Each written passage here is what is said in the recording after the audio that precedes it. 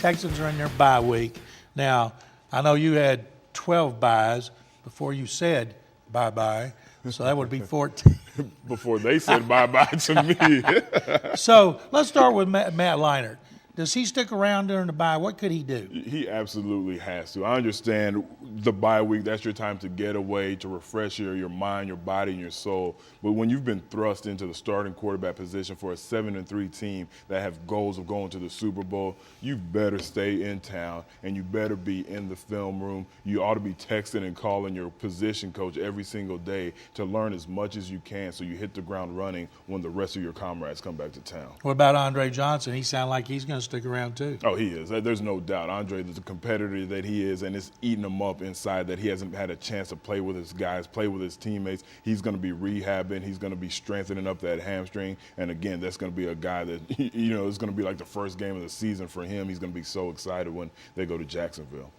Okay, now, I know you had – what you used to do in the bye week? What do players do during that period? You know what? Everyone's different. A lot of the young guys who party, they'll go out of town. They'll go to Miami. They'll go to some premiere in Vegas, wherever. But I was just one of those guys. I was a boring NFL player. I rested. I really sat on my couch.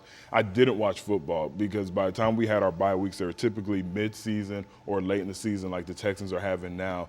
My brain, my body was just so beat up. I would just watch soap operas all day and really relax and get away from football. So by the time we showed up to practice, I was actually ready to go and excited about practice. You listen to New Kids while you were watching the soap operas? No. You know what I did? I got into Dallas, the night soap opera, and I remember one bye week. I just finished an entire season that week. Bobby?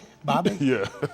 Okay, now let's make the call. The Cowboys are going against one of your former teams, another one of your former teams that's doing terribly, the Redskins. Do they have a chance at home against the Dallas? No, I don't think so. I think right now Dallas is starting to gain momentum. They're starting to think, you know what, we have a chance at winning this division. We have a chance of going to the playoffs, and they just have too much talent. When you talk about Tony Romo, say what you want to say about him. He's still a talented quarterback. Dez Bryant, DeMarcus Ware, the best pass rusher in the game today. The list goes on, and I really like their young linebacker. I hope he could come back from that wrist injury and continue to make those interceptions that he's been making. They have more talent. They have momentum. They're starting to get the confidence. They're starting to get that swag everybody talks about. They are going to defeat Washington Redskins 24-10. I think it's going to be like 35-13. Mike Shanahan has done a terrible job there.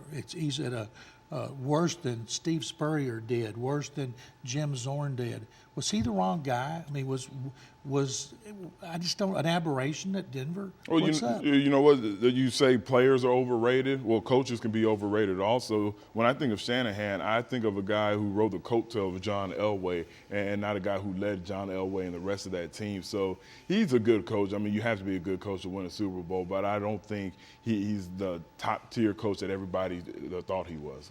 Jacksonville, coming off a victory in Indianapolis, goes to Cleveland. The Browns, my goodness. Phil Dawson kicking a 22-yard field goal to win a terrible snap. Where'd that snapper go to school? Baylor, maybe? No. Although the Baylor guy, John Weeks, had 2 bad snaps with the Texans. You know what? He went to Rice U, and we're still proud of him. He's had a long career. Okay, who do you like, Jacksonville or Cleveland? Oh, I got to go with the Jaguars. These are 2 bad teams, but when I look at Jacksonville, I could point to multiple guys and say these are good players. Maurice Jones-Drew, one of the best running backs in the game. That defense is still a pretty good defense. Jared Diller, Rice wide receiver. I have a feeling that he's going to have a big game this game. Jacksonville Jaguars are going to defeat Cleveland. It's going to be an ugly game. They're going to run the clock out because they're just going to be handing the ball off. So it's not going to be a high-scoring game, but I have Jacksonville winning this game 17-3. Wow. No wonder they're so bad. 2 Rice guys with the same team. Now, you got Tennessee's at Atlanta. Atlanta blew that game. Let me ask you, Mike Smith goes for it on the 29, overtime, 4th and 1. Would you have done it?